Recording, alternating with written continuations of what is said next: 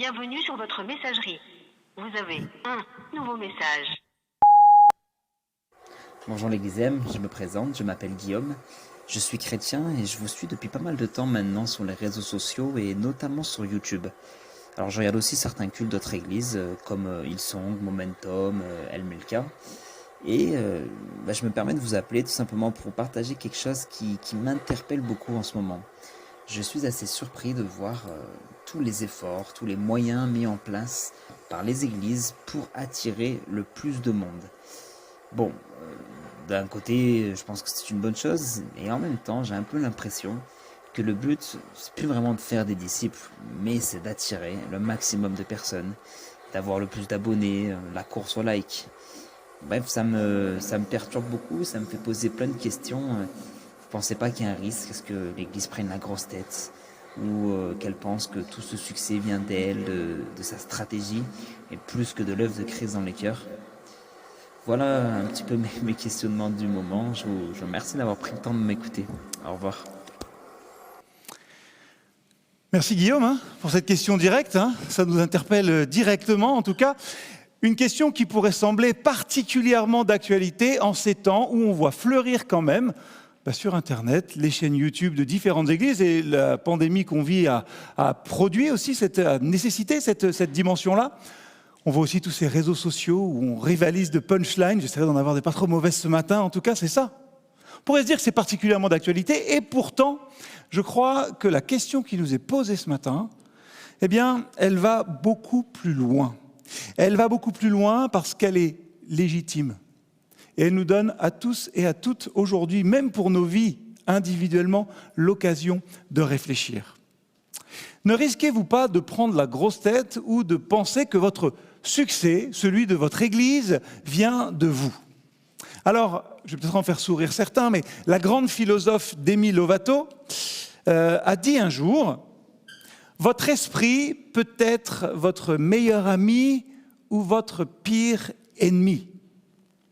À vous de faire le choix. » À vous de faire le choix.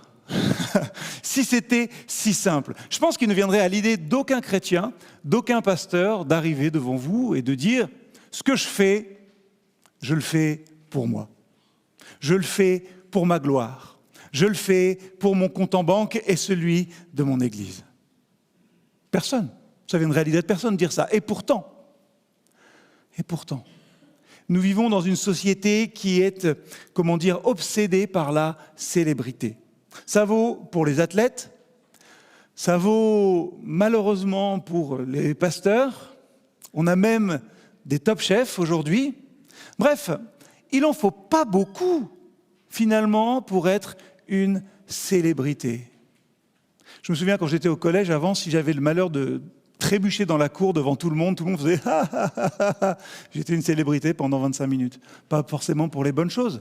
Aujourd'hui, si vous avez une ou deux vidéos bien senties sur YouTube, pas de problème, vous serez vite assez célèbre. Et si vous tombez, une vidéo de chute, alors là, c'est la course au million. Je pense qu'on devrait peut-être tomber de l'estrade une fois ou l'autre. Je sais pas, en tout cas, ce qui est là.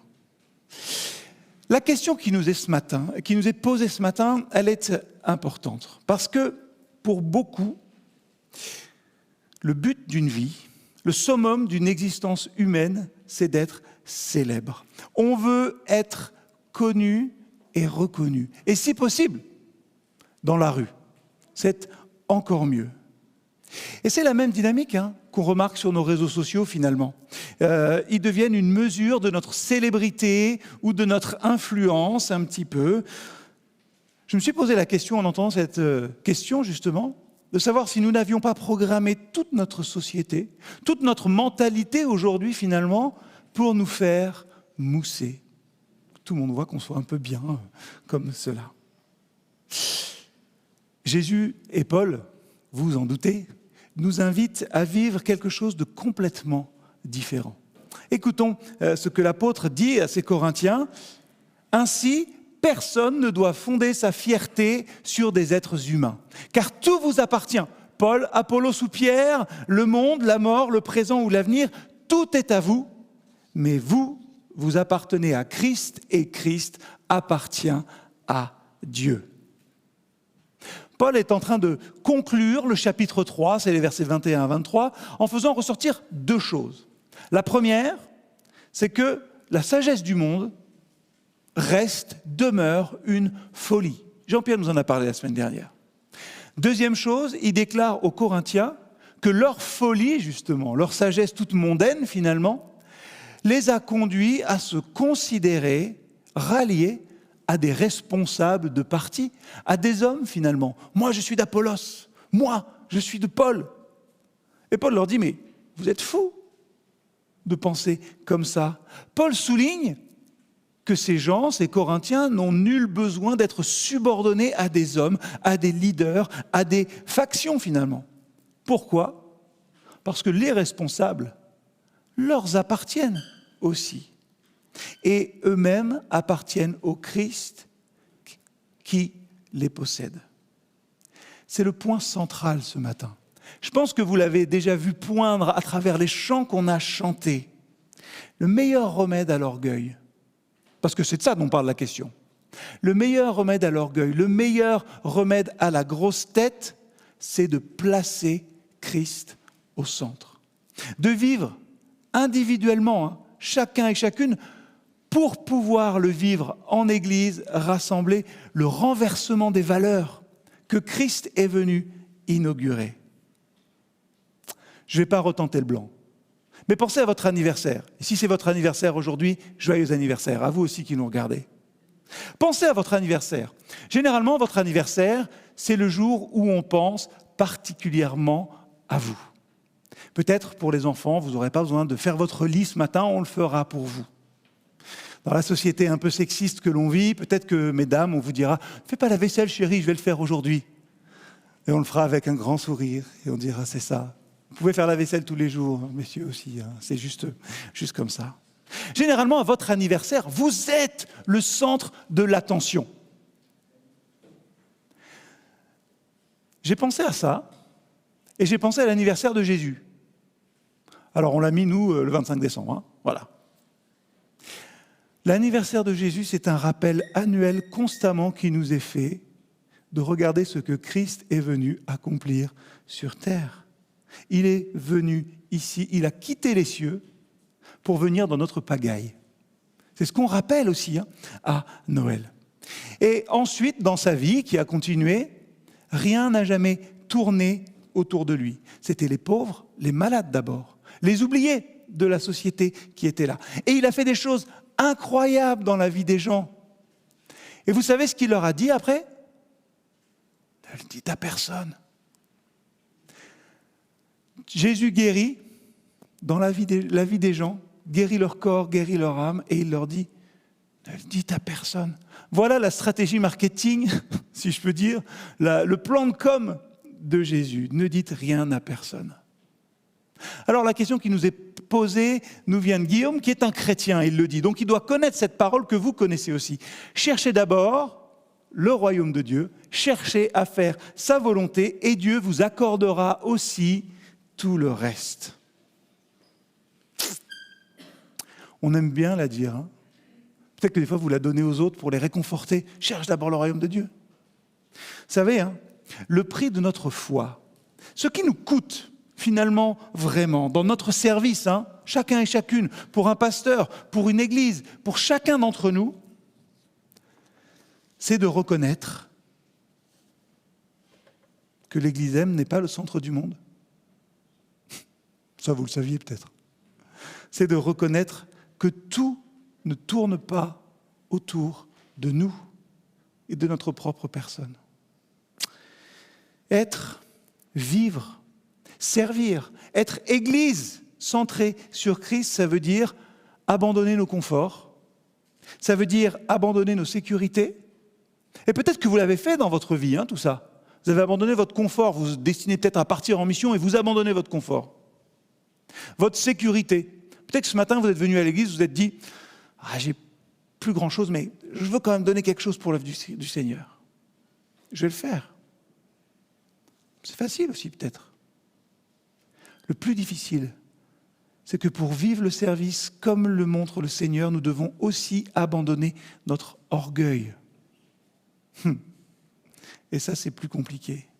Abandonner notre orgueil pour inclure et rapprocher encore plus de monde.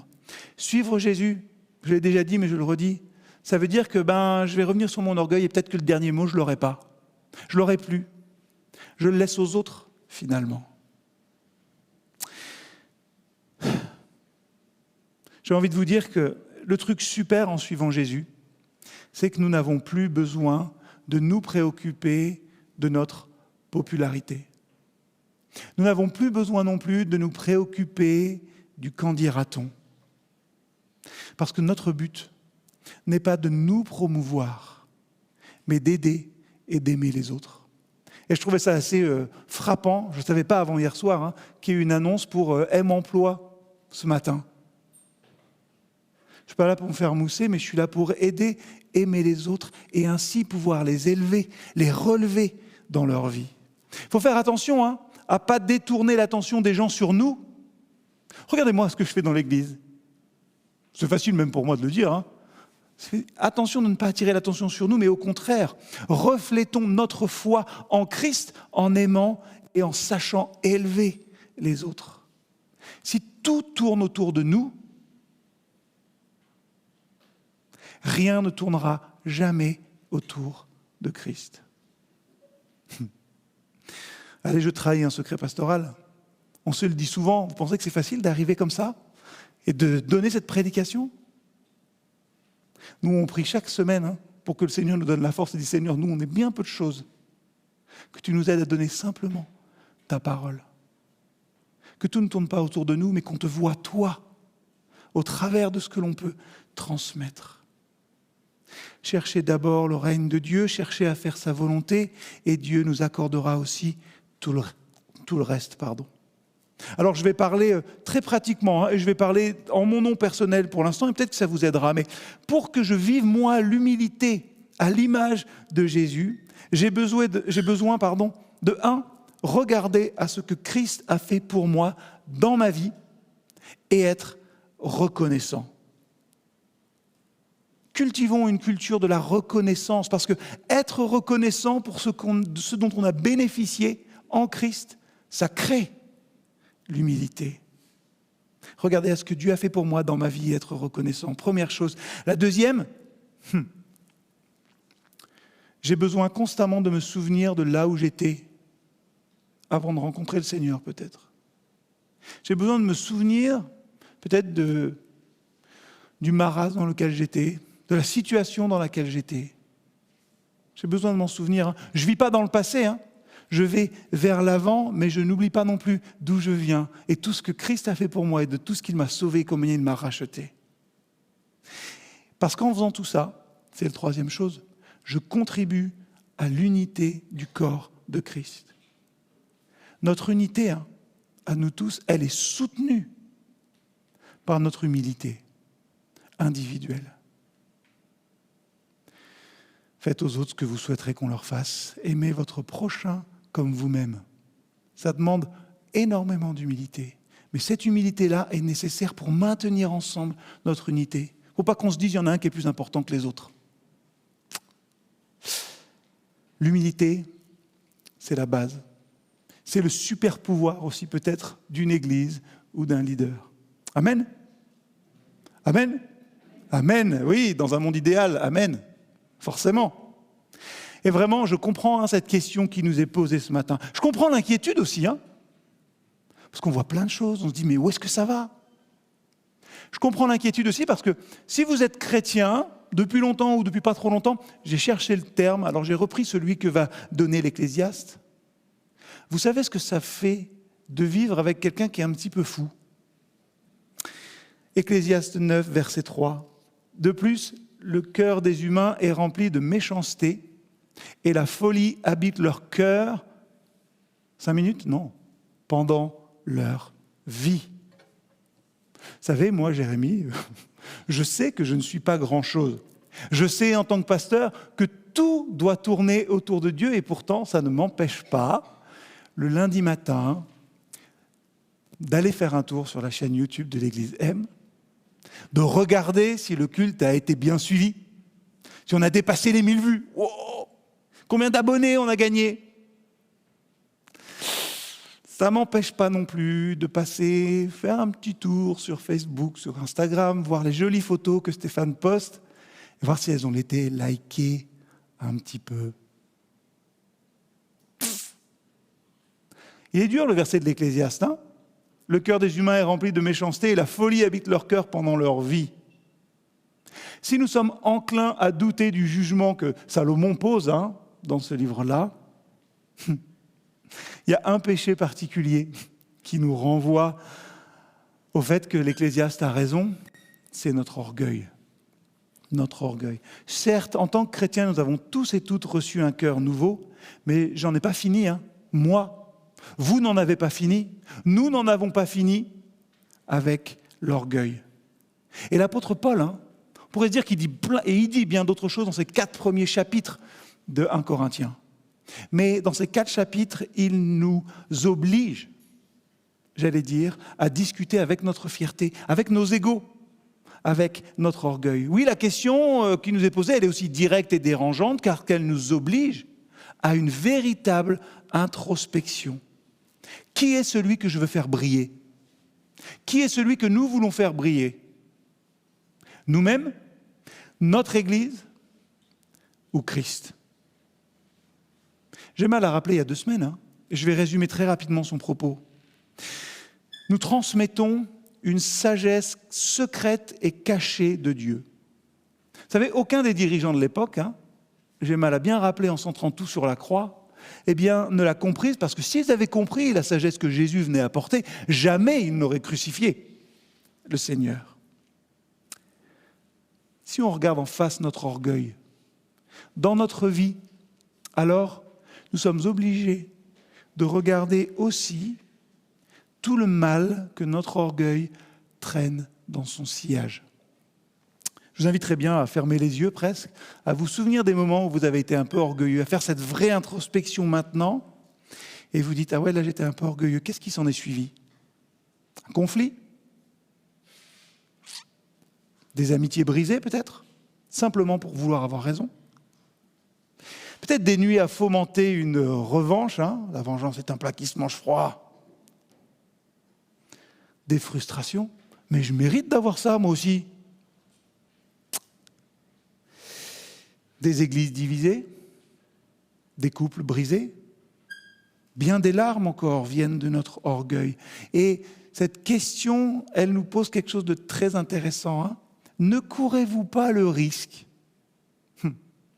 Petit euphémisme, mais qui nous dit que l'orgueil dans notre vie commence toujours de manière insidieuse. Ça peut commencer, comme je l'ai dit, avec une photo postée sur les réseaux sociaux, une soif cachée d'approbation, une pensée méprisante aussi, peut-être envers celui ou celle-là, qui pense un peu différemment de nous.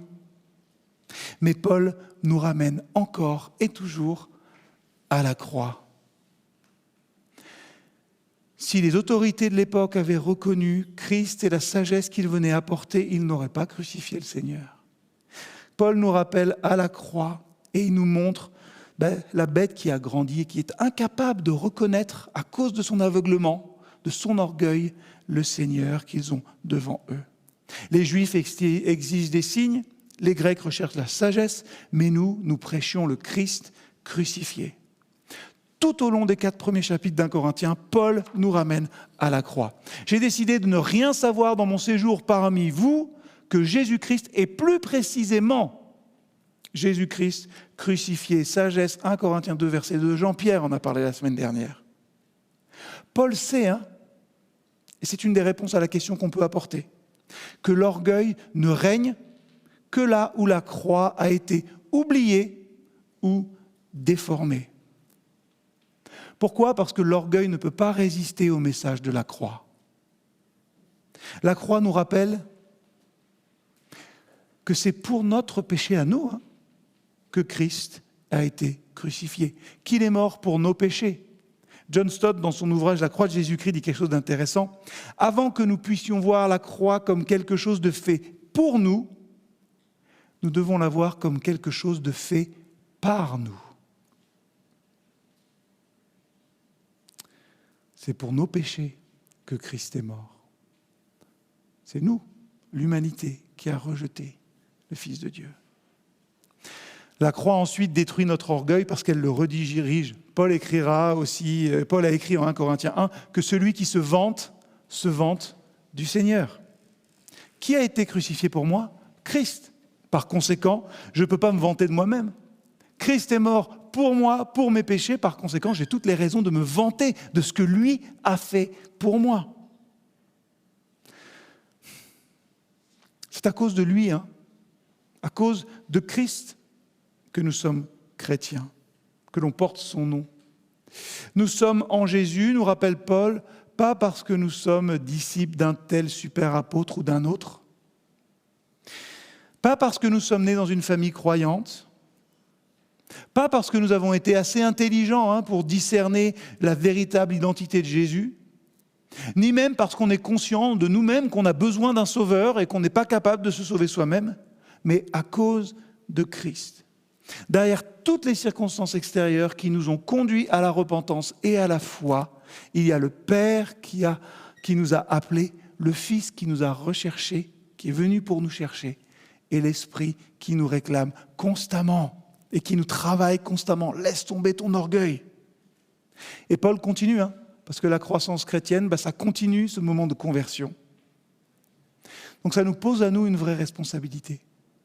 En tant que chrétien, en tant que pasteur, en tant qu'église, en tant que parents, en tant que grands-parents, en tant qu'oncles et tantes, peut-être, que sais-je, nous sommes appelés à planter et à arroser. Mais être conscient toujours d'une chose, que Paul rappelle dans ce chapitre 3. Seul Dieu fait croître. Nous sommes appelés à planter et à arroser.